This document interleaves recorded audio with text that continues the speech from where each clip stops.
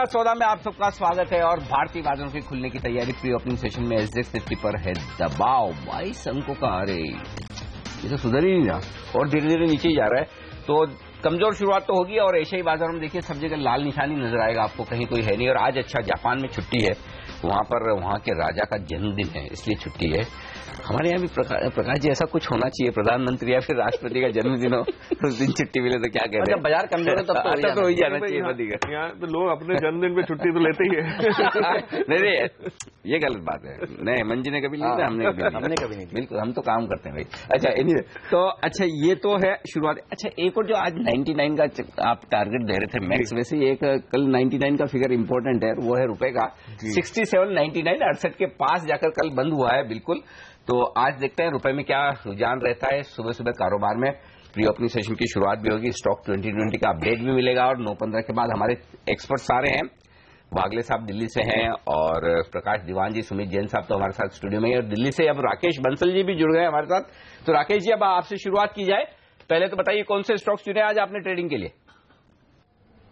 Good morning Anil ji. Anil ji पहला call एक bye call रहेगा BEML पर, जहां पर कल के सत्र में एक बड़े चार्ट पर एक बड़ा ब्रेकआउट देखने को मिला है। और जिस तरीके का अनिल जी BEML का टेक्निकल स्ट्रक्चर है, गिरते बाजार में रैली लेने में मुझे लगता है कि ले सकता है। 922 का स्टॉप लॉस 1034 के लक्ष्य के लिए BEML को बाय करना चाहिए। दूसरा एक सेल कॉल रहेगा बैंकिंग स्पेस। अनिल जी काफी वीक लगता है। अगर हम देखें तो बैंक निफ्टी ने 18,000 का क्रिटिकल सपोर्ट तोड़ा है और सेम इंटेंसिटी के इक्विवेलेंट सपोर्ट्स इंडिविजुअल बैंकिंग में नहीं टूटे हैं। मुझे लगता है वो लेवल्स भी इक्विवेलेंट सपोर्ट जो 18,000 के बराबर के सपोर्ट्स इंडिविजुअल बैंकिंग स्टॉक्स के हैं वो भी टूटने में देखते हुए मिलेंगे। और दूसरा एक सेल कॉल रहेगा DCB बैंक पर, जहां पर टेक्निकल स्ट्रक्चर खराब है, negative crossover and momentum indicators देखने को मिला है। 110 का स्टॉप लॉस 98 के टारगेट के लिए DCB बैंक को बेचने की राय रहेगी। और लास्ट सेल कॉल रहेगा इंडसइंड बैंक पर। यहां पर भी डिस्ट्रीब्यूशन क्लियरली विजिबल है। स्टॉक प्राइसेस का रुझान लोअर टॉप्स लोअर बॉटम्स का है। इंडसइंड बैंक में 1100 का स्टॉप लॉस लगाएं, 1000 के लक्ष्य के लिए इंडसइंड बैंक को बेचने की राय रहेगी। ओके, तो इंडसइंड बैंक, DCB बैंक यहां पर बिकवाली करिए। और गेस व्हाट, अब चौथे एक्सपर्ट हैं CNBC आवाज पर इसी शो में जो कह रहे हैं कि BEML को खरीदना चाहिए। कल सुबह सही में 9:20 पे जब ये स्टॉक आइडेंटिफाई किया तब मुझे अंदाजा नहीं था कि इतना भाग जाएगा और इतने सारे लोग सब लोग रिकमेंड करेंगे। ठीक बात है। तो मतलब कल जो भागा है कल दिन के हाई पर, आज भी देखिएगा, नजर रखिएगा। हम जो बार बार बताने की कोशिश कर रहे हैं, सुबह सुबह जो शेयर आइडेंटिफाई किए जाते हैं उसमें जबरदस्त तेजी देखने को मिलती है। और ऐसा नहीं कि वो एक ही दिन में फुस हो जाएं, वो चलते हैं और फिर अच्छा चलते हैं। तो आज भी नजर होगी उन तमाम शेयरों पर। लेकिन बात करते हैं अब दो शेयरों की। बागले साहब, दो शेयरों के चार्ट देखकर बताइए कैसे लग रहे हैं। अमर राजा बैटरीज और एक्साइड। यहां पर कोटक ने रिपोर्ट में कहा है कि उनको लगता है दबाव देखने को मिलेगा। कुछ दिनों पहले भी हम इसकी चर्चा कर रहे थे। जिस तरह से कमोडिटीज के दाम बढ़े हैं, इनपुट कॉस्ट बढ़ गया इन कंपनियों का, और देखिए सेल्स लगता नहीं कि अब पिकअप होंगी, तो दाम जो है बैटरीज के बढ़ाना काफी मुश्किल हो जाएगा। इन दोनों में से ज्यादा कमजोर कौन सा लगता है आपको?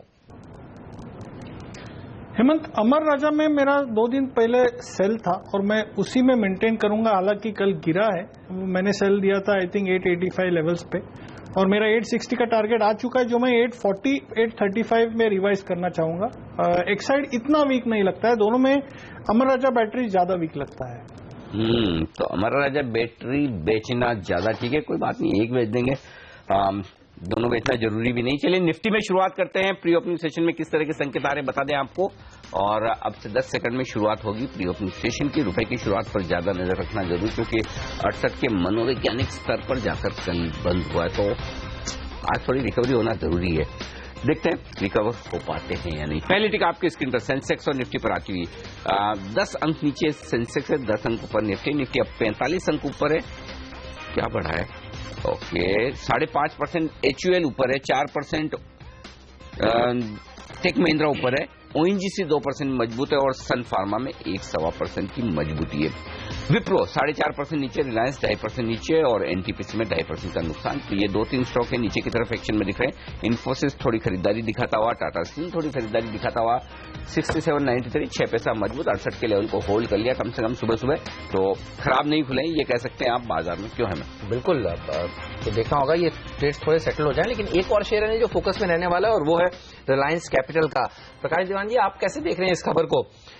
कल NCD खुलते ही भरा, 1000 करोड़ रुपए तक इनको सब्सक्राइब करना था और 3500 करोड़ तक का इनके पास ऑप्शन था।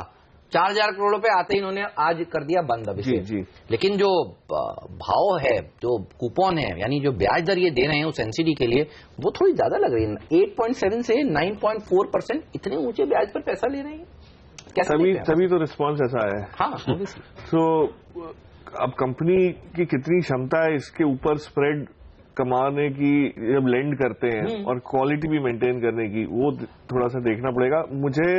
क्योंकि ये कंपनी रिलायंस कैपिटल की सब्सिडरी है और इसमें ज्यादा डिटेल्स हम नहीं देख पाते या समझ पाते, तो इतना गहराई से मेरे को इसके बिजनेस की समझ नहीं है जितनी बाकी लिस्टेड हाउसिंग फाइनेंस कंपनीज हैं और जिसमें ट्रैक रिकॉर्ड थोड़ा लंबा भी है।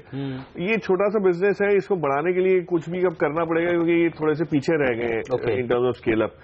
तो थोड़ा सा संभल के इसमें इन्वेस्ट करें अगर करना चाहें तो। और Reliance capital sum of parts देखें तो उसमें बहुत सारे बिजनेसेस हैं, तो इस सक्सेस की वजह से रिलायंस कैपिटल ले तो मेरे हिसाब से वो मजेदार रहेगी नहीं चीज, तो इसको तो इग्नोर ही किया जाए। जो चिंता है वो आगे चल के आएंगी, इसमें कोई बहुत पॉजिटिव मेरे हिसाब से नहीं।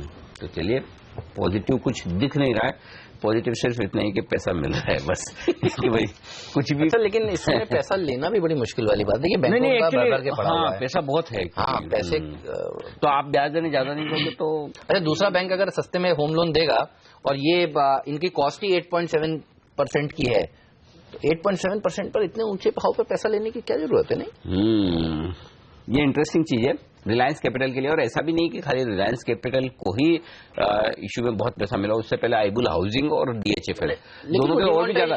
मेरे ख्याल से दीवान हाउसिंग के इशू को तो 16,000 करोड़ रुपए मिले, तो दूसरा इशू भी ले आए थे। लेकिन उस समय पैसे की किल्लत थी। लेकिन अब पैसे की किल्लत थोड़ी ना है, चाहिए जितने खाली आपके हमारे पास ही कम है, बाकी बैंक्स के पास तो बहुत सारे, जितने चाहिए मिल जाएंगे।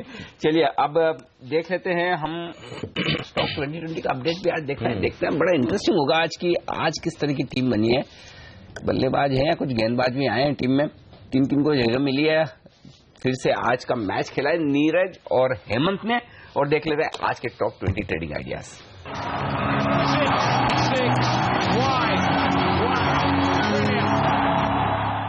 पूरी टीम में नजर डालते हैं। खरीदारी से ज्यादा बिकवाली पे फोकस है। वेंकैया नायडू ने कहा है कि पार्किंग जरूरी है तभी कार का रजिस्ट्रेशन होगा, इसलिए मारुति, टाटा मोटर्स, महिंद्रा ये सब शॉर्ट करिए। जी एंटरटेनमेंट वही थ्योरी है कि जब कंज्यूमर स्पेंडिंग घट रही है, एड स्पेंड घट रहा है, तो उसमें शॉर्ट करने की सलाह होगी। रिलायंस कैपिटल के लिए अच्छी खबर है क्योंकि इनके जो होम फाइनेंस के एनसीडी को बहुत बढ़िया रिस्पॉन्स मिला। अरविंद ने भी खरीदारी करी है। चाइना में कुछ जगहों पर टेक्सटाइल प्रोडक्शन कम कर दिया गया है, उसका फायदा इनको होगा। अंबुजा सीमेंट यहाँ पे भी सेल्स इंपैक्ट देखेगी थर्ड क्वार्टर में, तो दबाव रहेगा। और अडानी पोर्ट में भी। लेकिन जेके पेपर में खरीदारी करिए क्योंकि अपनी जापानी जेवी से ही अपना 20% हिस्सा बेच के बाहर निकल रहे हैं, तो यहाँ खरीदारी सलाह। और प्राज इंडस्ट्रीज डार्क हॉर्स है, इस स्टॉक पर नजर रखिए, मल्टी बैगर बनने की क्षमता रखता है क्योंकि जिस तरीके से एथेनॉल का इस्तेमाल बढ़ रहा है और इनका टाई अप हो रहा है, वो इनके लिए बेहद पॉजिटिव है। मेरी टीम पर नजर डालिए। 6 गेंदबाज और 4 बल्लेबाजों को आज टीम में जगह दी है और गेंदबाजी का दर्जा दिया है जुबिलिएंट फूडवर्क्स, जस्ट डायल को। हर रोज नए 52 वीक्स लोग लगा रहे हैं ये स्टॉक्स, और आप देखिए दबाव देखने को मिलेगा आज के दिन भी। इंडो काउंट जैसी कंपनियां भी प्रेशर में रह सकती हैं लैक ऑफ बाइंग की वजह से। जेएसपीएल, वेदांता जैसे स्टॉक्स में दबाव देखने को मिल सकता है। मेटल्स और माइनिंग शेयरों में ग्लोबली करेक्शन देखने को मिल रहा है और भारतीय बाजारों में भी जो तेजी हो चुकी थी, अब लोग मुनाफा वसूली कर रहे हैं इन शेयरों में, यहां से दूर रहना चाहिए। रिलायंस कम्युनिकेशन के लिए भी दिक्कत की बात है, हालांकि इन्होंने अपने टावर की डील तो सक्सेसफुली सील कर ली, लेकिन अब यहां पर कोई नया ट्रिगर दिख नहीं रहा है, तो यहां पर प्रेशर देखने को मिलेगा। खरीदारी का मन हो तो GM breweries, global spirits, UB holding, McDowell holding जैसे शेयरों में देखने को मिल सकती है। देखिए छुट्टियों वाला माहौल चल रहा है मार्केट में भी, और वैसे भी क्रिसमस सीजन शुरू हो रहा है, साथ ही देखिए न्यू ईयर में डिमांड देखने को मिलती है और सेल्स जनरली पार्टीज की वजह से बढ़ जाती है, तो यहां पर इस सेक्टर पर कंजम्पशन के लिहाज से नजर होनी चाहिए। डिमोनेटाइजेशन का भी कोई असर इस सेक्टर पर नहीं देखने को मिला है।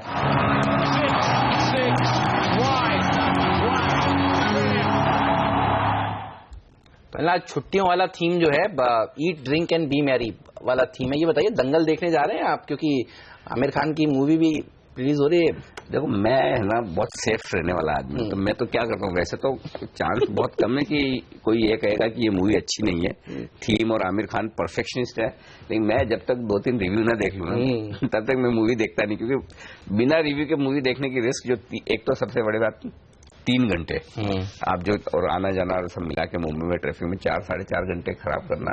हमने तो पहले रिव्यू देखेंगे, और वैसे तो आज फ्राइडे है और रिव्यू तो मिलने वाला है 3:30 बजे, वीकेंडर मस्ती होगी, तो वो शो भी जरूर देखिएगा। देखो पूरे हफ्ते मेहनत करने के बाद, मार्केट में बिजी और स्ट्रेस लेने के बाद सबसे बढ़िया अनवाइंड करने का तरीका यही कि आप 3:30 बजे CNBC आवाज के साथ जुड़े वीकेंड मस्ती। चलिए, तो उसका रिव्यू हम आपको देंगे, लेकिन वो जो थीम है देखिए अच्छा प्रदर्शन दिखा रहा है, शायद आज लिकर शेयरों में तेजी देखने को मिले।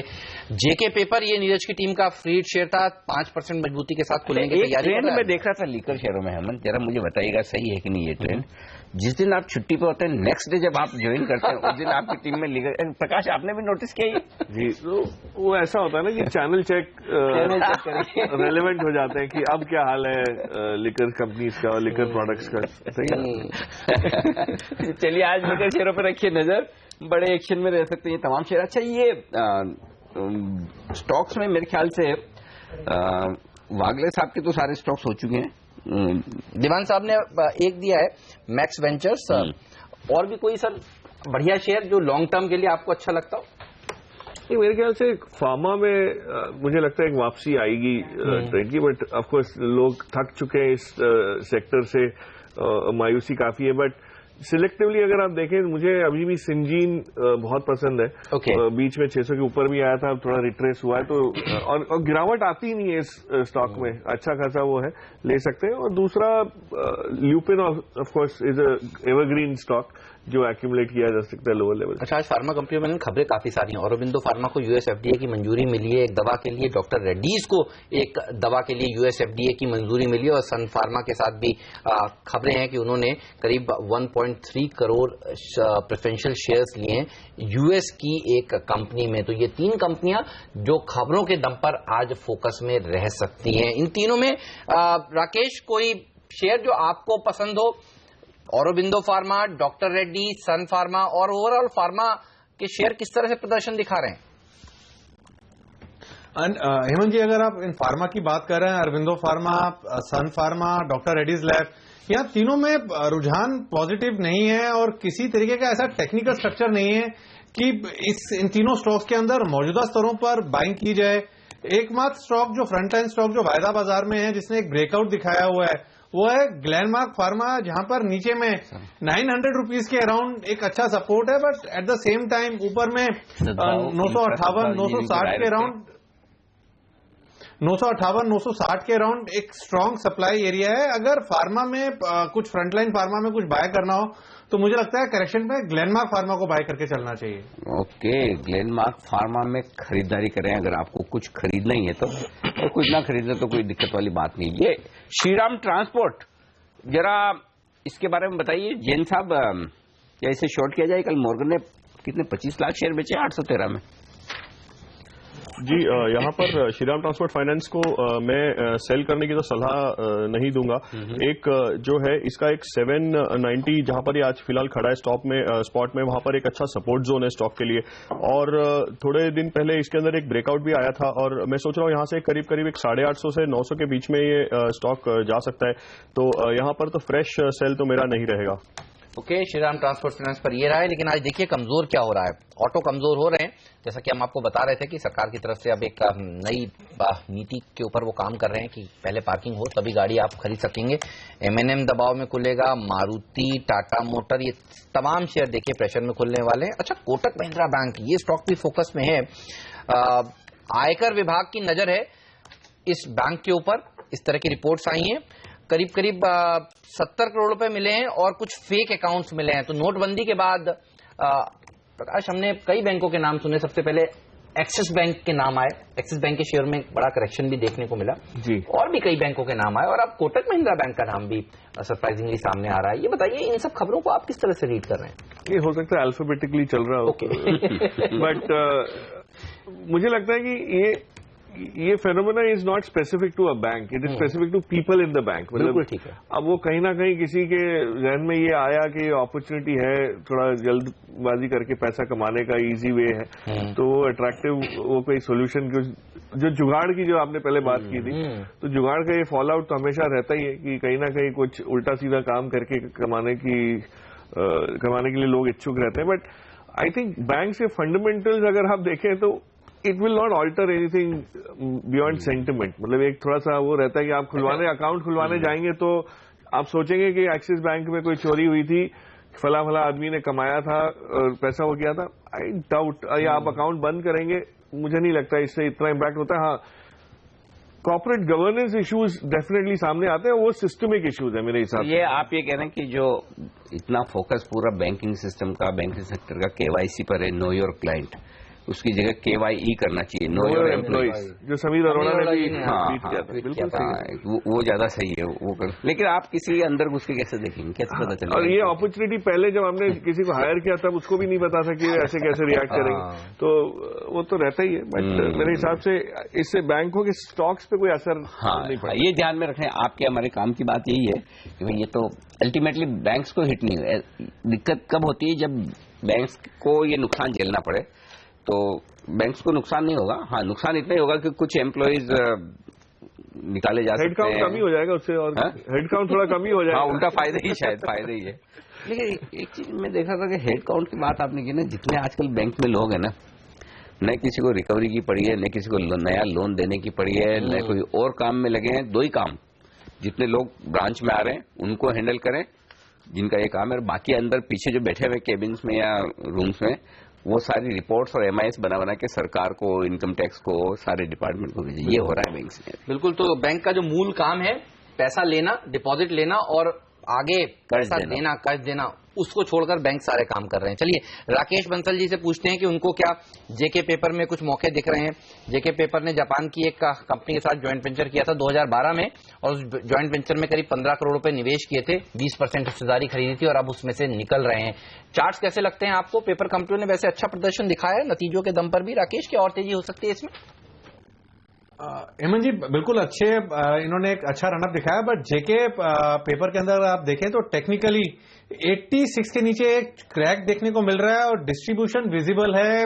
स्टॉक एक नेगेटिव बायस के साथ ट्रेड कर रहा है। 90 रुपए ऊपर में एक रेजिस्टेंस है। अगर इस खबर के चलते स्टॉक 90 रुपीज के ऊपर निकलता है, तब टेक्निकली एक ब्रेकआउट होगा, तब स्टॉक टेक्निकली एक डाउन ट्रेंड से अप ट्रेंड के अंदर एंटर करेगा, तब स्टॉक को बाय करना चाहिए। एल्स स्टॉक एक करेक्टिव मोड में है और इस करेक्शन के अंदर स्टॉक नीचे में 80 रुपीज तक शॉर्ट टर्म में गिरने का दम रखता है। करेक्शन चल रहा है तो जल्दबाजी न करें, 80 रुपए तक आ सकता है नीचे। ये है जेके पेपर पर आए। एडलवाइज इसके चार्ट बताए जरा वागले साहब, क्या हो रहा है यहाँ पर? क्योंकि खबरें आ रही कि इनकी एक सब्सिडरी कंपनी ECL में स्टेक बेचकर 600 से 750 करोड़ रुपए जुटा सकते हैं। ये तमाम कंपनियां हैं एक्शन में, ब्रोकरेज वाली। आपने कल परसों मोतीलाल बोला था खरीदने के लिए, अब मोतीलाल के बाद एडलवाइज भी खरीद लें क्या? अनिल जी, ये मैं कहूंगा कि वीक नहीं है, बट ऐसा कोई पैटर्न नहीं है कि इतना कंपल्सिव बाय। मैं थोड़े लोअर लेवल्स के लिए वेट करूंगा, जो कि 92, 90 उसके आसपास है, मार्केट का सेंटीमेंट समझते हुए। बट डेफिनेटली मुझे ये 82 के नीचे जाते हुए नहीं लगता है। स्ट्रेंथ तब आएगी जब 106 के ऊपर वीकली क्लोज होगा। चलिए, तो ये राय इस शेयर पर, लेकिन बाजार कमजोरी के साथ खुलने की तैयारी कर रहे हैं। लेकिन कमजोरी इतनी ज्यादा है नहीं है। मतलब ये अच्छी बात है कि सिर्फ 6 पॉइंट कमजोर है, तो SGX निफ्टी के मुकाबले में हम खुल रहे हैं कम कमजोर।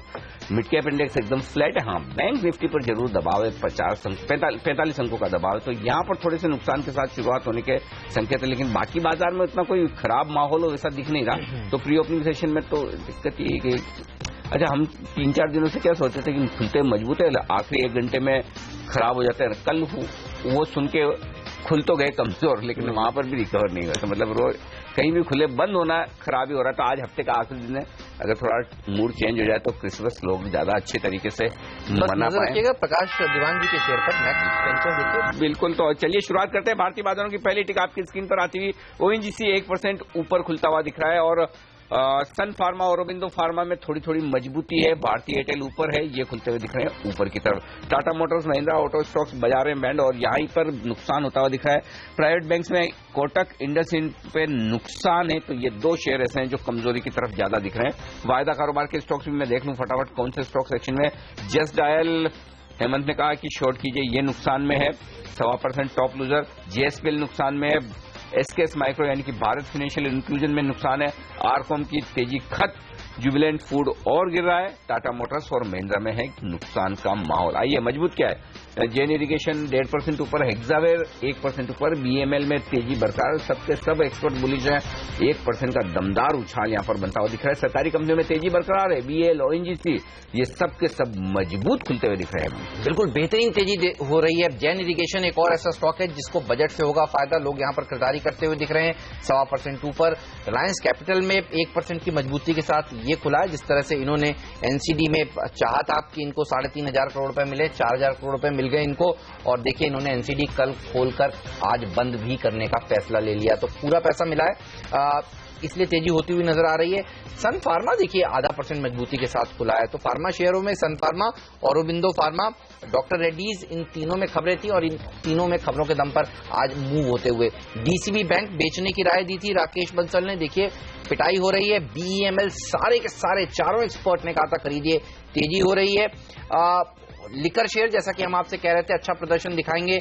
McDowell holding, UB holding, global spirit देखिए 4% ऊपर है। इवन कमजोर बाजार में जीएम ब्रूडरीज में भी 2% की तेजी देखने को मिल रही है। तो ये एक ऐसा स्पेस है लिकर स्पेस जो आज भी अच्छा प्रदर्शन दिखाता हुआ आपको नजर आएगा। मैक्स वेंचर्स जो हमारे एक्सपर्ट प्रकाश दीवान कह रहे थे खरीदारी करिए, पैकेजिंग से जुड़ी हुई कंपनी, आप देखिए ये भी करीब 4% मजबूती के साथ खुली है। तो स्टॉक स्पेसिफिक एक्शन जरूर देखने को मिल रहा है, हालांकि बाजार काफी ठंडे हैं। बाजार में ज्यादा एक्शन नहीं है लेकिन स्टॉक स्पेसिफिक एक्शन है ही, और बीएमएल इस एक्शन को टॉप करता हुआ दिख रहा है। और अगर आप बीएमएल में देखेंगे तो 1% के आसपास की 1% की तेजी है और ओपन इंटरेस्ट में 2-2.25% का इजाफा है। अच्छा सुमित जी, आप कह रहे थे कि नीचे में आपको कॉन्ट्रा कॉल लेकर खरीदना, तो ये खरीदने के लिए लेवल ठीक है या थोड़ा और इंतजार कर नीचे आने का? जी, यहाँ से अगर एक 15 से 20 पॉइंट की अगर मंदी दिखती है निफ्टी में तो वहां पर भी खरीदारी की जा सकती है। एक 79506065 के पास अगर मार्केट आता है तो वहां पर निफ्टी फ्यूचर बाय करे। यहाँ से करीब करीब जो नेक्स्ट जो निफ्टी का रेजिस्टेंस है वहां तक ये ट्रैवल कर सकता है अराउंड 8050-8060 तक। ओके, अच्छा बागले साहब, आप लिकर शेयर ढूंढ के रखिए जो आपको सबसे अच्छे लगते हैं चार्ट्स पर, फिर हम आपसे राय लेंगे। लेकिन उससे पहले डिवीज लैब, सुमित आप कह रहे थे इसे बेचना चाहिए, ये बताइए अभी बेचें पैसा बनेगा? जी, डिवीज लैब यहाँ से भी बेचा जा सकता है। ये मेरा टारगेट रहेगा ये ट्रेड के लिए करीब 1060-1070 के आसपास, और मैं यहाँ पे स्टॉप लॉस रखना चाहूंगा एक 1130 के ऊपर इस ट्रेड के लिए। डिवीज लैब देखिए करेक्ट होता हुआ नजर आ रहा है लगातार। बिल्कुल, और टॉप पिक सुमित जी ने दी है आज, तो नहीं है पक्की बात है। तो और डीएचएफएल भी बोला था ना सर आपने? डीएचएफएल भी जो है आपकी पिक नजर है यहाँ, थोड़ा सा नीचे, ज्यादा नहीं लेकिन थोड़ा नीचे जरूर डीएचएफएल भी है, तो ये एक्शन होता हुआ दिख रहा है। 45 अंक नीचे सेंसेक्स निफ्टी 7960 कल के लोस के थोड़ा सा नीचे गया है निफ्टी। लेकिन एक और स्टॉक जहां पर मुझे बड़ा एक्शन दिख रहा है, ये स्टॉक भागने के लिए तैयार है हेमंत, जेन इरिगेशन। मेरे ख्याल से कल भी खराब बाजार में ऊपर बंद हुआ था। जी हाँ, ये 3-4 दिन से लगातार अच्छा प्रदर्शन। बीएमएल तो हमारे 5 एक्सपर्ट्स ने बोला तो भागना तय, लेकिन उसके बाद सबसे बढ़िया तेजी दिखाने वाला अगर कोई शेयर मुझे दिख रहा है आज एफएनओ में तो वो है जेन इरिगेशन। 1.25% के आसपास मजबूत है, ओपन इंटरेस्ट भी यहाँ बढ़ना शुरू हुआ है। जो ये आप फार्म लोन वेवर की बात कर रहे हैं, हम फेसबुक लाइव पर पिछले 3 दिनों से कह रहे हैं अगर एक शेयर खरीदना हो अब से लेकर बजट तक तो फिर यही होना चाहिए, जेन इरिगेशन। बिल्कुल 100%। और क्योंकि एक चीज जो मैं देखा था, ये फार्म लोन वेवर बहुत बड़ा मामला हो सकता है, ये इनके लिए बड़ी फायदे की बात होगी, क्योंकि अल्टीमेटली क्यों प्रकाश, पैसा बैंक से नहीं जाने वाला है, सरकार की तरफ से आने वाला है, राइट?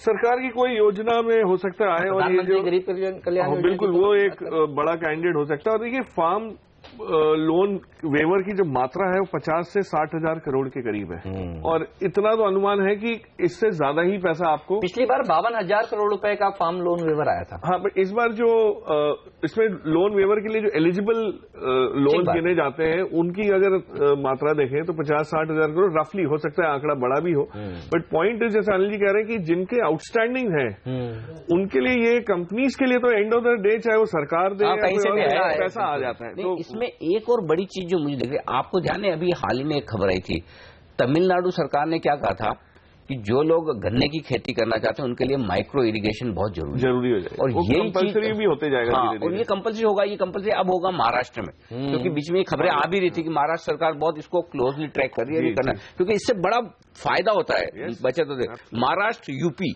ये दो स्टेट अगर माइक्रो इरिगेशन कंपल्सरी कर दें और जो हो सकता है तो फिर ये स्टॉक, अच्छा स्टॉक देखिए 130-135 से एमएन गिर के 80 आ गया है। ठीक बात है, मतलब इस भाव से क्या बुरा है इसमें। और इसमें जैन इरिगेशन में ये भी याद रखिए कि अब सिर्फ माइक्रो इरिगेशन का बिजनेस नहीं है। एग्जैक्टली, ये लोग सोलर में भी है। एग्जैक्टली, सोलर सबसे बड़ा बिजनेस तो सोलर का है। इनका सोलर पैनल्स और सोलर पंप्स का जो पार्टनरशिप है, शक्ति पंप करके जो कंपनी मैंने एक बार बताई थी कुछ समय पहले, वो उसके साथ ये किया और इन्होंने प्लांटेशंस भी काफी ली हुई है जिसमें से काफी हार्वेस्टिंग का जो रेवेन्यू है वो अब आना शुरू हो। अच्छा, एक काम और करते हैं, जैन इरिगेशन तो आपने बताया, जैन इरिगेशन का डीवीआर को भी लाते हैं क्योंकि ये दोनों स्टॉक्स अच्छा प्रदर्शन दिखाते हैं एक साथ ही। डीवीआर में भी तेजी देखने को मिलती है। जैन इरिगेशन तो देखिए 2.5% ऊपर है। एक बार लाते हैं डीवीआर को और देखते हैं वो किस तरह से प्रदर्शन दिखा रहा है, तो देखिएगा अब ये ज्यादा अच्छा प्रदर्शन दिखाने लगेगा। जी हाँ, क्योंकि हाँ वॉल्यूम भी कम है, बराबर है, लेकिन दोनों स्टॉक्स बढ़ने लगे। ये दोनों ही शेयर अच्छा प्रदर्शन दिखाते हैं, तो डीवीआर के ऊपर भी रखिए नजर, जैन इरिगेशन के ऊपर भी रखिए नजर। अच्छा वागले साहब, कोई लिकर शेयर जहां आपको लगता हो मोमेंटम एक बार राइड किया जाए? लिकर के साथ भी जैन इरिगेशन पे भी मैं सोचता हूँ एक बार वागले साहब भी। चलिए तो वागले साहब पहले तो जैन पे या लिकर के जो भी आपके चार्ट्स रेडी हैं वो बताइए किसमें क्या ट्रेड बनता है, ये बताइए। अनिल जी दोनों रेडी है। लिकर पे मुझे इतनी मोमेंटम नहीं दिखती है। ग्लोबल स्पिरिट्स मैंने बाय दिया था बट पैटर्न अभी खराब हो चुका है, मैं अवॉइड करूंगा। लेकिन जैन इरिगेशन में प्राइस और वॉल्यूम आवरली चार्ट्स में ब्रेकआउट मुझे मिलता है। 83 और 82.90 के स्टॉप लॉस से बाय कर सकते हैं और मेरा 88.50 का टारगेट होगा जो कि आज या मंडे तक आ जाना चाहिए, या अगर वो क्रॉस करता है तो इवन 91 तक जा सकता है। तो ये शेयर है जहां पर नजर होनी चाहिए आपकी। हम आपको लगातार 3-4 दिन से बता रहे हैं जैन इरिगेशन, इस शेयर पर रखिए नजर। और अब आप देखिए जैन इरिगेशन के डीवीआर में भी क्या जबरदस्त तेजी देखने को मिल रही है। माइक्रो इरिगेशन ये एक ऐसा सेक्टर है जो फोकस में रह सकता है इरिगेशन सेक्टर पे, जैसा कि अनिल बता रहे हैं फार्म लोन वेवर की बात। ये बताइए और कोई कंपनीज जो फायदे में रह सकती हैं? शायद ईपीसी इंडस्ट्री एक और ऐसा स्टॉक है जो आपको पसंद था? एब्सोल्युटली, आई थिंक एक टर्न अराउंड कैंडिडेट है, बहुत बढ़िया पेडिग्री है, महिंद्रा ग्रुप की कंपनी है।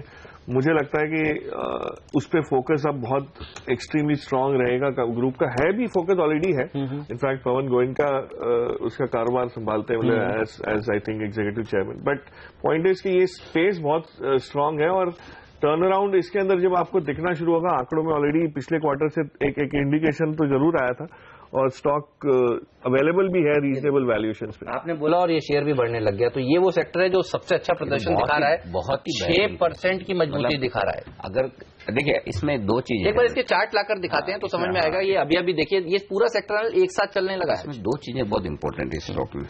एक तो क्या देखते हैं, आपके पेरेंटेज देखते हैं, जैसा महिंद्रा की कंपनी है तो इसमें कुछ देखने की जरूरत नहीं।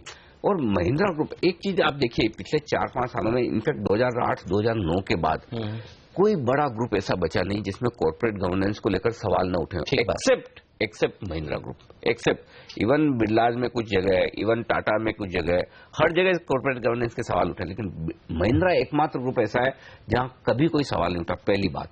दूसरी बात, आप कोई शेयर कब खरीदते हैं? जब उसका पोटेंशियल आपको अच्छा दिखता हो। ये स्टॉक ऐसा है जिसमें अगर बिजनेस महिंद्रा ग्रुप की जो प्लानिंग है उस हिसाब से चला तो पोटेंशियल गजब का है इस स्टॉक का। मतलब वागले साहब से लें इस पर आए? बिल्कुल। तो वागले साहब ईपीसी इंडस्ट्रीज, इसे देखकर बताइए, देखिए ये तो भागना शुरू कर रहा है, क्या और ऊपर जा सकता है? हेमंत, मुंह ऑलरेडी निकल गई। 144-145 तक का अपसाइड है जो आई थिंक बात करते करते ही आ जाएगा। हाँ, अगर वो क्रॉस करके क्लोज होता है तो फिर हम 155-156 की बात करेंगे, बट मैं थोड़े करेक्शन के लिए वेट करूंगा। देवान साहब ये बताइए आपके टारगेट्स क्या हैं इस पर? नहीं, ये थोड़ी लॉन्ग टर्म स्टोरी है। ऑफ कोर्स बजट का तो पहला माइलस्टोन है, बट बजट के बाद जब इनको फायदा होना शुरू होगा इनमें, तब गजब का इसमें रुझान बन सकता है। मैंने जब दिया था तब मेरे ख्याल से थोड़ा ऊपर था, उसके बाद करेक्ट हुआ तो लोग नीचे के लेवल पे भी एवरेज कर सकते हैं, but I think 230 235 is a good target to look at एक साल में। तो इरिगेशन शेयर है क्या जबरदस्त प्रदर्शन दिखा रहे हैं। अब जो आप बता रहे थे जैन इरिगेशन, तब 2% ऊपर था, अब 3% 3.25% की तेजी देखने को मिल रही है, और जैन इरिगेशन का डीबीआर भी अच्छा प्रदर्शन। ऐसा हो सकता है कि वागले साहब का 88 का टारगेट ना है, आना पक्का है भाई। जब वागले साहब बड़ी मुश्किल से रहते हैं, मतलब इतना इजीली बोलते नहीं कि ये टारगेट आने वाला है, जब बोलते तो फिर आते ही है। तो एफएनओ में भी बताइए सर, सुमित जी आप रह गए बताना, जैन इरिगेशन पे लग रहा है ना? यस, जैन इरिगेशन में आज एफएनओ में जो है एक जो बढ़ोतरी देखी जा रही है, ये 2.4% अराउंड राइज इन प्राइस है, और करीब 2% ओआई बढ़ चुका है अभी तक।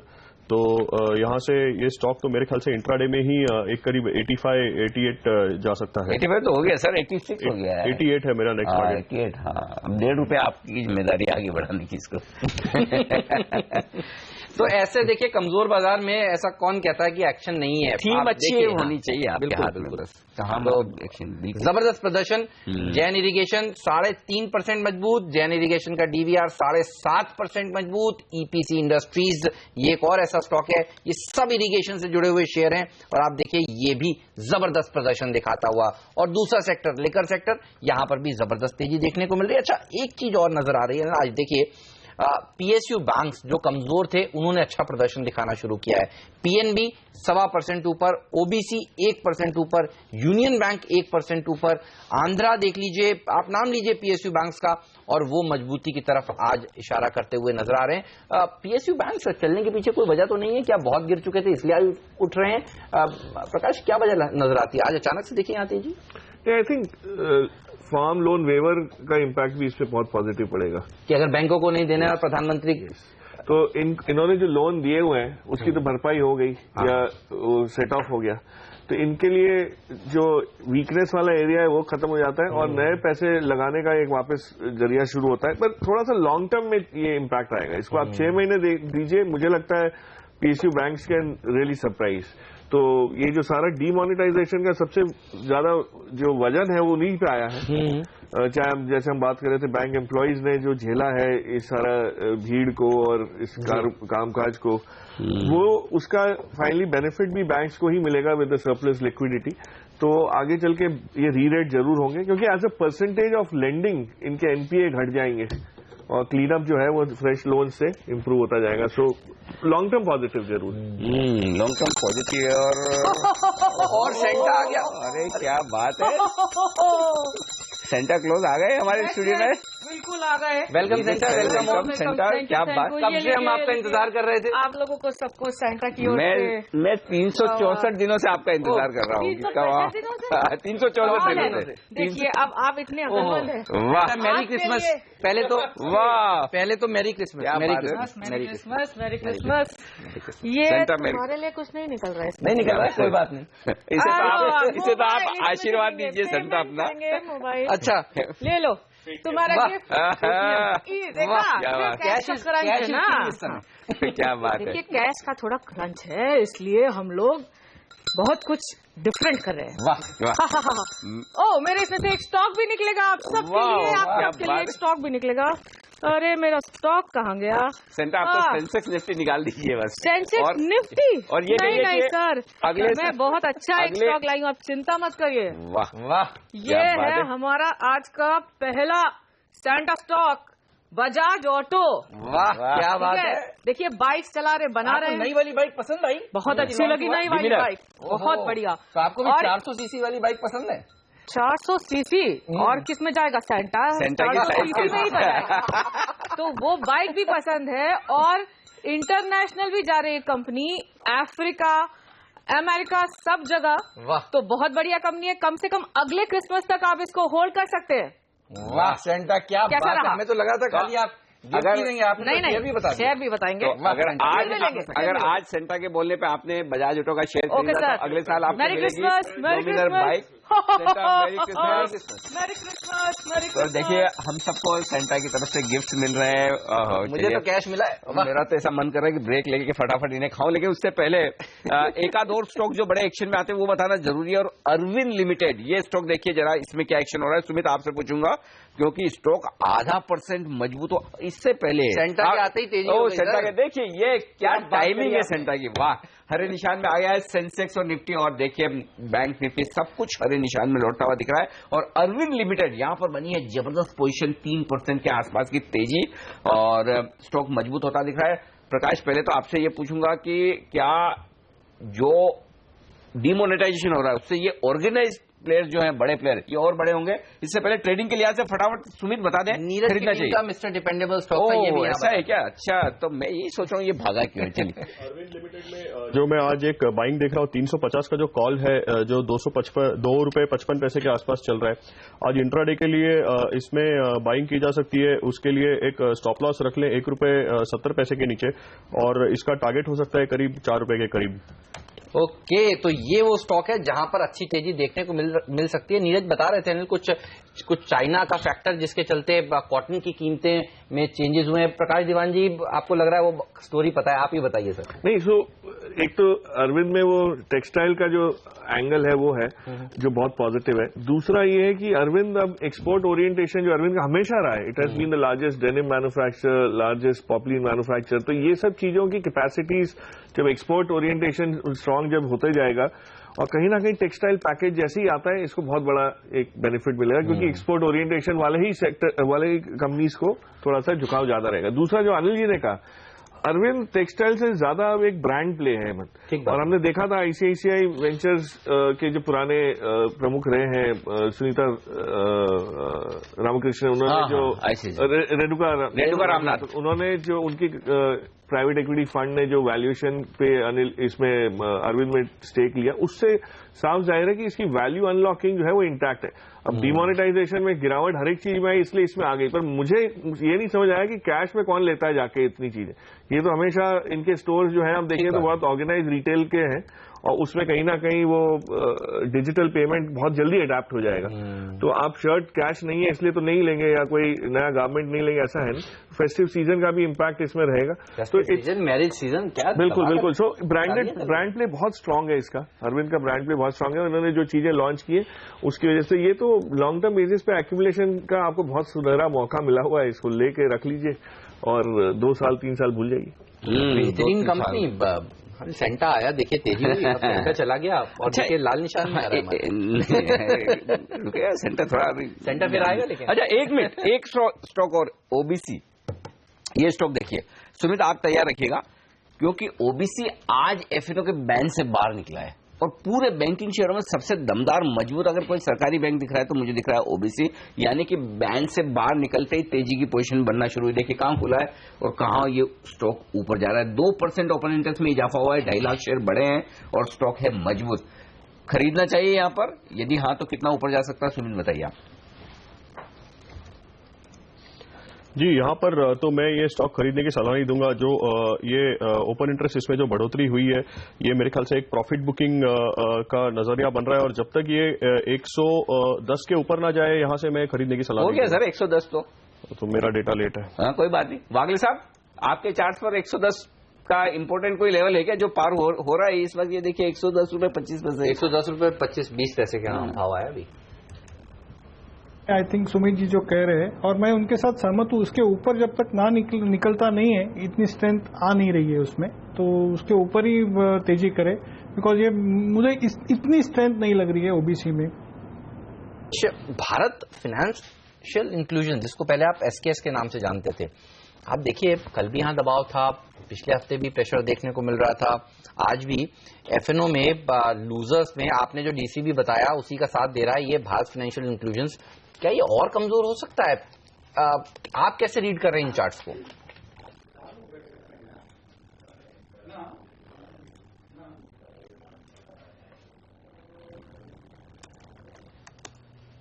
लगता है कुछ दिक्कत हो रही है ऑडियो में, लेकिन वागले साहब इसके चार्ट्स देखकर बताइए, आप पिछले हफ्ते तो काफी बेरिश थे इस शेयर पर, क्या और कमजोरी गहरा सकती है? हेमंत, मैं ये स्टॉक में बेचने की सलाह दूंगा। मुझे वीकनेस दिखाई देता है, कल का लो ब्रेक हुआ है और मुझे लगता है और लोअर लेवल्स मिलेंगे। लगभग एक 548, 549 का स्टॉप लॉस होगा और मुझे लगता है ये 520, 522 के आसपास जा सकता है। 520, 522 ये लेवल दिख रहा है भारत फाइनेंशियल इंक्लूजन में, नीचे आएगा। स्टॉक थोड़ा रिकवरी के संकेत है, लेकिन थोड़ा मुश्किल हो रहा है मामला इसके लिए, नहीं? खबरें भी आई कि राकेश वाला जो बिग बुल है उन्होंने खरीदारी करी। ये भी खबरें हैं कि आगे की राह काफी अच्छी है इस कंपनी के, लेकिन प्रेशर काफी है। आप देखिए आज भी। अच्छा, अमर राजा बैटरी में भी दबाव देखने को मिल रहा है। राकेश, आपको अब आवाज हमारी पहुंच रही है क्या? हाँ बिल्कुल हेमंत जी, सुन पा रहा हूँ आपको। बताइए भारत फाइनेंशियल इंक्लूजन पर आपके टारगेट्स और अमर राजा बैटरीज पर भी। आज कुछ बड़े ब्रोकरेज हाउसेस कह रहे हैं, कोटक कि अमर राजा बेचिए, एक्साइड बेचिए, और कुछ एक्सपर्ट्स कह रहे हैं कि अमर राजा के चार्ट्स ज्यादा कमजोर लग रहे हैं। कैसे लग रहे हैं दोनों शेयर आपको? आज टॉप 3 F&O लूजर्स में ये दोनों ही शेयर हैं। देखिए हेमंत जी, अगर भारत फाइनेंशियल की बात करें तो स्टॉक एकदम वर्टिकल वे में गिर रहा है, टेक्निकल स्ट्रक्चर खराब है, और इमीडिएटली शॉर्ट टर्म की बात करें तो 560 का एक क्रिटिकल लेवल स्टॉक ने तोड़ा है, और नेक्स्ट अगर बड़ा सपोर्ट अगर हम देखें तो 530 के अराउंड आता है। टेक्निकली कोई ऐसा पैटर्न नहीं है कि इसके अंदर बॉटम फिशिंग की जाए, बट एक चीज कहना चाहूंगा कि स्टॉक हाईली ओवरसोल्ड है। जिस तरीके से गिरा है, अगर कोई पुल बैक आया तो पुल बैक भी काफी शार्प यहां पे देखने को मिलेगा। और अगर अमर राजा बैटरी की बात करें तो यहां पर टेक्निकल स्ट्रक्चर खराब है, बट हेमंत जी सेलिंग ऊपर से बनी आ रही है। मौजूदा स्तरों पर शॉर्ट करने की राय नहीं दूंगा, क्योंकि नीचे में 825, 830 के अराउंड एक मेजर सपोर्ट है। अगर वो लेवल्स टूटते हैं तब दिक्कत देखने को मिलेगी। एल्स नीचे में मुझे लगता है स्टॉक 825, 830 के अराउंड अमर राजा बैटरी में जो ये डिक्लाइन चल रहा है वो शायद थम जाए। तो थोड़ा सा 825, 830 के लेवल पर रखे नजर।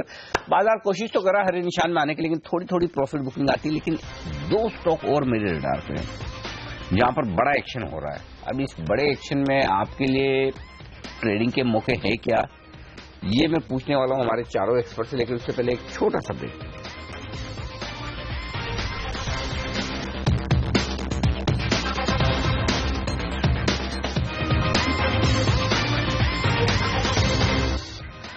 और इस बीच जो स्टॉक सेक्शन में दिख रहे हैं, मैंने कहा था आपको ब्रेक से पहले कि 2 स्टॉक मुझे नजर आ रहे हैं काफी एक्शन में। पहला तो है दीपक नाइट्रेट। ये शेयर आपके सामने लेकर आएंगे। क्या हुआ इस शेयर में? लगभग 3.5% हिस्सेदारी बदली है। 3.5% बहुत बड़ी होती है, और ये बदली है। 35,35,000 शेयरों के आसपास का कारोबार हुआ है, 85 रुपए 10 पैसे में। तो दीपक नाइट्रेट में बड़ा कारोबार हुआ। अच्छा, डिस्काउंट पर हुई है block deal current market price से, तो इसलिए स्टॉक नीचे है। तो ये निचले स्तरों पर दीपक नाइट्रेट में एक बड़ा ट्रेड हुआ है, वॉल्यूम हुआ है 85 रुपए 10 पैसे में। तो ये देखना इंटरेस्टिंग होगा किसने खरीदारी की है और किसने बिकवाली की है, यहां पर ये जानना इंटरेस्टिंग होगा। लेकिन हाँ, इसी से मेरे को एक याद है, कल एक स्टॉक जहां पर बड़ा ट्रेड हुआ था 4.5% सेंट्रम कैपिटल, और प्रकाश वहां पर मैं देख रहा था, उस पर भी आपसे राय लूंगा। दीपक नाइट्रेट पे एक बार आज का सौदा है। लेकिन सेंट्रम में कल जसपाल बिंद्रा साहब ने खरीदारी की, जो स्टैंडर्ड चार्टर्ड के पुराने वो हेड रहे एशिया के। कल वो लेकर गए 4.5% स्टेक, और सारे ये ब्रोकरेज स्टॉक्स बड़े एक्शन में दिख रहे हैं। सेंट्रम कैपिटल पे कोई राय है आपकी? ये तो काफी समय से हलचल तो थी स्टॉक में, और सुर्खियों में भी रहा, बट कोई कंफर्मेशन नहीं आया था। तो हो सकता है इसी के, जैसे ईडलवाइस का नाम हम कुछ दिनों से सुन रहे हैं, आज न्यूज आई भी है कि ECL की लिस्टिंग शायद कराएंगे। एक दूसरी कंपनी का NBFC बिजनेस SME पोर्टफोलियो खरीदने की भी बातचीत है। तो ये स्पेस इंटरेस्टिंग जरूर होगी। डिमोनेटाइजेशन के बाद क्लोजर भी जल्दी आना शुरू हो जाएगा, क्योंकि हर एक को इस बिजनेस का कोई ना कोई फायदा उठाने का मौका मिल रहा है या दिख रहा है। अच्छा, एक ब्लॉक डील और हुई है। देखिए, और शेयर में क्या तेजी देखने को मिल रही है। रिलायंस डिफेंस आप देखिए, अच्छा 1.67% शेयरों ने हाथ बदले, बड़ा है। और देखिए क्या तेजी से इसने भागना शुरू किया है। राकेश, इसके चार्ट देखकर बताइए। अब आप देखिए, ये ब्लॉक हुआ और होते ही ये शेयर भागने लगा। 53 रुपीज 30 पैसे पर ये ब्लॉक डील हुई है, और बड़ी हिस्सेदारी बिकी है। क्या ये और ऊपर जा सकता है? बिल्कुल हेमंत जी, यहां पर टेक्निकल स्ट्रक्चर पॉजिटिव है, और नीचे में देखें तो 53 स्टॉक का एक अच्छा सपोर्ट है, और अगर ये स्टॉक ऊपर में हेमंत जी 55 रुपए 70 पैसे के स्तरों को डिसाइसिवली तोड़ के इसके ऊपर सस्टेन करता है तो एक बड़े चार्ट पर एक बड़ा ब्रेकआउट होगा और उस ब्रेकआउट्स के जो लगभग टारगेट है, इंट्राडे टारगेट्स हैं, वो लगभग 59.5 के बैठते हैं। ये है स्टॉक। और एक और स्टॉक हेमंत इसके साथ देखिए, जुआरी एग्रो 5.5% भागा, यहां पर भी बड़ा ब्लॉक हुआ है। तो जो स्टॉक्स ब्लॉक हो रहे हैं तेज दौड़ लगा रहे हैं, चाहे वो जुआरी एग्रो हो, चाहे आपने जो रिलायंस डिफेंस अभी भी पकड़ा है वो स्टॉक भागा है, सेंट्रम कैपिटल जो कल था वो भागा है, दीपक नाइट्रेट में भी कुछ बड़े इन्वेस्टर्स की खरीदारी का इंडिकेशन आ रहा है। प्रकाश, अगर ऐसा होगा, नाम अगर अच्छे आ गए तो कल स्टॉक भागना ये भी बिल्कुल होगा। एग्री थीम पे मुझे लगता है कोई ज्यादा चल रही है सर। आपने कोरोमंडल सुबह बात की, यस, दीपक नाइट्राइट की बात की, जैन इरिगेशन ईपीसी हो गए, और आज और सबसे बड़ी बात है कि जनरली प्रॉब्लम क्या होती है, जो स्टॉक्स है ना आपके ब्लॉक डील होते हैं ना, बहुत महंगे मिलते हैं। अब आप देखिए रिलायंस डिफेंस, जुआरी 5-5, 7-7%, सेंट्रम कैपिटल 8% ऊपर कल भागा था। खाली एक दीपक नाइट्रेट ऐसा है जो अभी तक महंगा नहीं मिल रहा क्योंकि ब्लॉक डील बड़े नीचे के भाव में हुई, तो वहां पर शायद अभी भी गुंजाइश बची है बढ़ने के लिए। ये तमाम शेयर देखिए जो थीम्स चल रही है और वहां जहां पर बड़ा ट्रेड होता दिखे उन पर आपको हमेशा नजर रखनी चाहिए। थीम क्या चल रही है? ब्रोकरेज की, और अगर ब्रोकरेज स्टॉक में एक्शन हुआ। थीम क्या चल रही है? एग्रीकल्चर की, एग्रीकल्चर शेयरों में बड़ा एक्शन हुआ। थीम क्या चल रही है? डिफेंस की, बीएमएल जैसे शेयर भाग रहे, रिलायंस डिफेंस में। अच्छा, और थीम चल रही है लिकर के, आपको कोई लिकर स्टॉक में अगर आपको बड़ा ट्रेड होता दिखे तो तुरंत उस शेयर को लपक लीजिए, क्योंकि इससे पहले कि वो शेयर भागे। और भारत फाइनेंशियल इंटेलिजेंस और अमर राजा बैटरीज 2.5 से 4% नीचे हैं। देखिए यहाँ पर दबाव देखने को मिल रहा है। बिल्कुल, ये तमाम कह रहे अभी बेचिए। देखिए बिल्कुल बेचते रहे 320, 520 जब तक ना आ जाए तब तक बेचते रहे भारत फाइनेंशियल को। फिलहाल चलिए, ये तो बेचने खरीदने का सिलसिला 3:30 तक चलेगा। आप लोगों से तो विदा लेनी पड़ेगी। प्रकाश दीवान साहब, सुमित जैन साहब, राकेश बंसल जी और वागले साहब, आप सबका बहुत बहुत शुक्रिया और आप सबको क्रिसमस की ढेरों शुभकामनाएं। Merry Christmas to all of you. Break का वक्त है और ब्रेक के बाद जुड़ेंगे हमारे साथ सुंदरम म्यूचुअल फंड के सुनील सुब्रमण्यन साहब। जानेंगे उनसे बचे हुए दिनों में कितनी खरीदारी करेंगे, वो बाजार में पैसा बहुत है घरेलू म्यूचुअल फंड के पास, कितना लगाने वाले हैं, इस ब्रेक के बाद।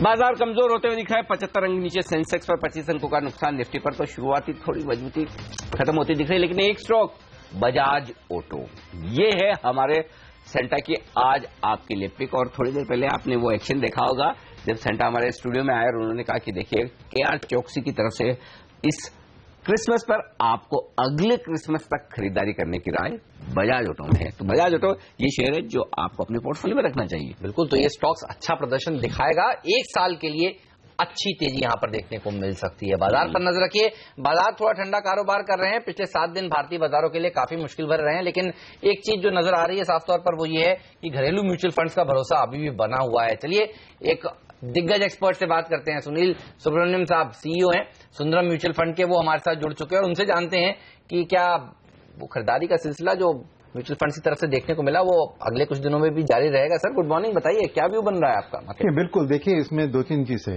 एक, इन्वेस्टर्स की जो एक्शंस है डिमोनेटाइजेशन के बाद हमने देखा है कि रिडेम्पशन जो पहले होते थे वो आधे कम हो गए। दूसरी, मतलब पैसा निकाल नहीं रहे, जो अच्छा कम हो गया है आधा। इस महीने का रिडेम्पशन पिछले महीने के माफिक आधा बन गया है। 1 सेकेंड, इनफ्लोज भी जारी है।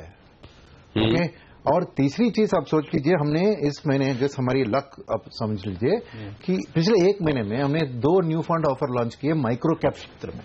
ओके, और 200 करोड़ रुपए इकट्ठा किया हमने माइक्रो कैप फंड में। Micro cap fund, micro cap मतलब क्या? महारत है आपका कि छोटे? सुंदरम से बढ़िया फंड नहीं है मिड कैप स्मॉल कैप शेयरों के लिए। बिल्कुल, तो ये माइक्रो कैप ऐसे हैं जो कि एनएससी में आप 1 से डाउन मार्केट कैप के डाउन में डिसेंडिंग ऑर्डर में लगाए तो 301 से बाद आने वाली 300 करोड़ से नीचे वाला नहीं 300 करोड़ नहीं। अच्छा, टॉप 300 कंपनियां छोड़ देंगे। 500 करोड़ है, 5000 करोड़ है। 300 वाला स्टॉक का मार्केट कैप 5000 करोड़ है। नहीं, मैं समझा नहीं। मार्केट 1 to 50 निफ्टी 50 बनता है। ठीक है, तो हमारी में 1 to 50 को लार्ज कैप समझते हैं। ठीक है, 50 to 100 को मिड कैप रखते हैं। ओके, 100 to 300 को स्मॉल कैप रखते हैं। अच्छा, और 301 से बाकी जो स्टॉक्स है, मतलब शुरू के 300 शेयर छोड़ दीजिए, मार्केट कैपिटलाइजेशन के हिसाब से जो टॉप 300 है, करेक्ट, उनको नहीं देखेंगे। उनके नीचे कौन से शेयर हो, करेक्ट, वो पूरी लिस्ट कितने भी हो, 4000 शेयर, 900 शेयर है। अच्छा 900 शेयर, आपने 900 शेयर में से कुछ चुनेंगे उनमें, 900 शेयर में चुनेंगे।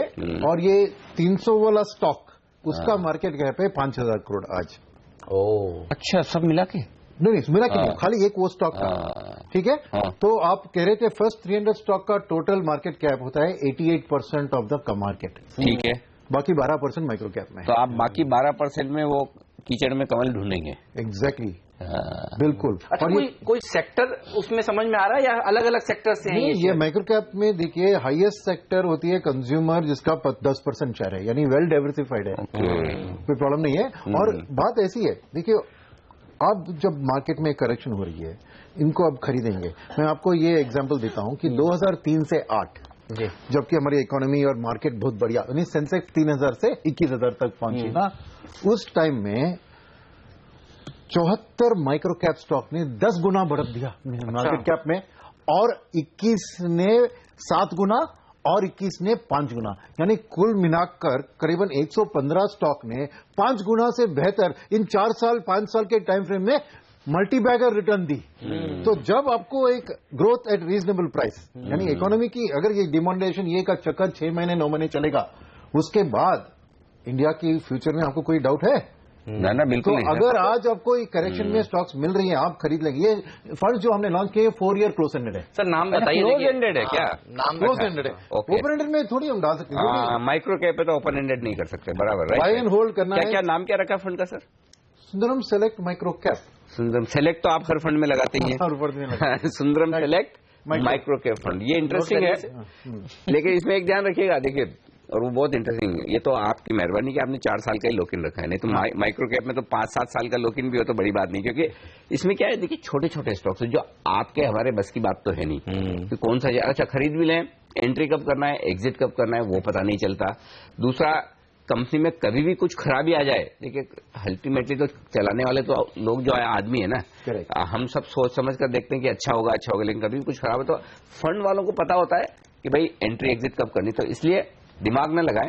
अगर आप छोटे छोटे शेयरों में बड़ा पैसा कमाने का इरादा रखते हैं और 4 साल का आपका मिनिमम व्यू है कि पैसे की जरूरत नहीं, तो मेरा पॉइंट ये है कि अगर किसी के पास 100 रुपए तो 5 रुपए डालें ना, बिल्कुल, ज्यादा न डालें, लेकिन 5 से 10 तक आप डाल सकते हैं। अभी हमने और एक माइक्रो कैप, इसका क्या कुछ वो NFO चल रहा है क्या? अभी और एक तीसरा हमने लॉन्च किया है, Sundaram long term tax advantage micro cap. अच्छा, ये क्या है सर? तो इसमें क्या है, ATC का बेनिफिट भी मिलता है, 1 लाख 3 साल का लॉक इन हो गया इसमें, मिनिमम 3 साल, मैक्सिमम 10 साल तक रख सकते हैं, यानी 3 साल के बाद आप जब भी आपको आपका पैसा बन गया, आप समझ रहे हैं, और टैक्स भी मिल रहा है, टैक्स भी मिल रहा है, ATC बेनिफिट मिलता है, जैसे वो प्रोविडेंट फंड को। और तो उसमें टैक्स बेनिफिट के लिए मैक्सिमम कितना, 1.5 लाख लगा सकते? 1.5 लाख, तो 1.5 लाख पे 30%, अगर 30% मार दिया, समझिए आपका बाइंग प्राइस में 10 रुपए का 7 रुपए में खरीद रहे हो, ये भी अच्छा है। तो फिर तो मुझे एक चीज बताइए सर, मैं आपने फिर ये समझ, फिर मैं आपके वो वाले माइक्रो फंड में क्यों लगूं, मैं इसमें क्यों नहीं लगूं?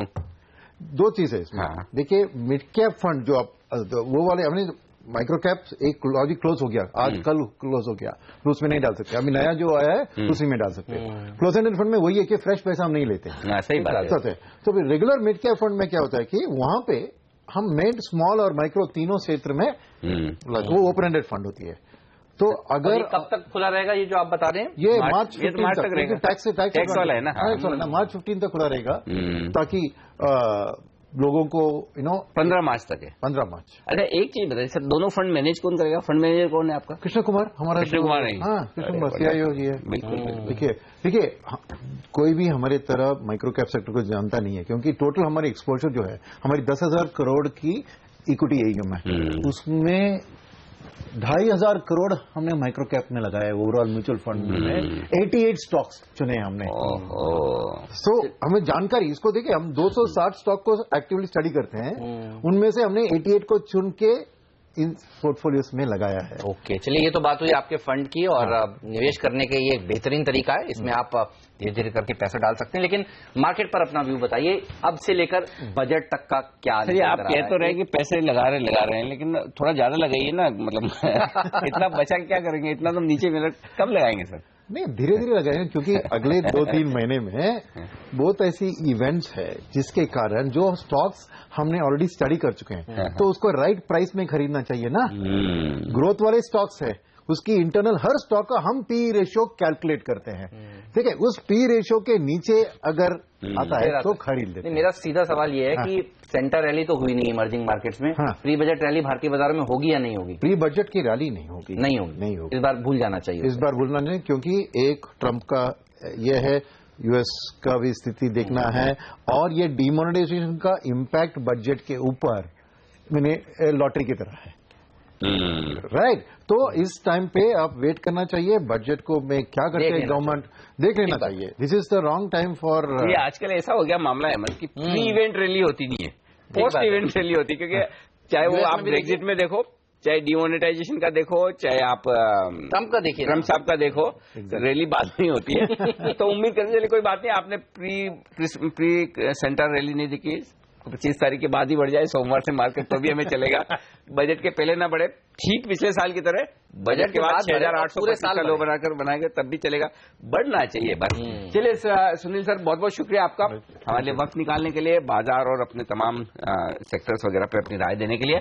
और बाजार थोड़े कमजोर होते जरूर दिख रहे हैं, लेकिन फिलहाल देखते हैं होल्ड कर पाते हैं या नहीं। पहला सौदा में आज के लिए इतना ही, लेकिन आप बने रहिए CNBC आवाज के साथ। प्रियंका संभव दिल्ली से हमारे साथ जुड़ रही हैं, जो लेकर आएंगी कमोडिटी बाजार का एक्शन भी और आपके तमाम सवालों के जवाब। फिलहाल हम दोनों को दीजिए इजाजत, नमस्कार।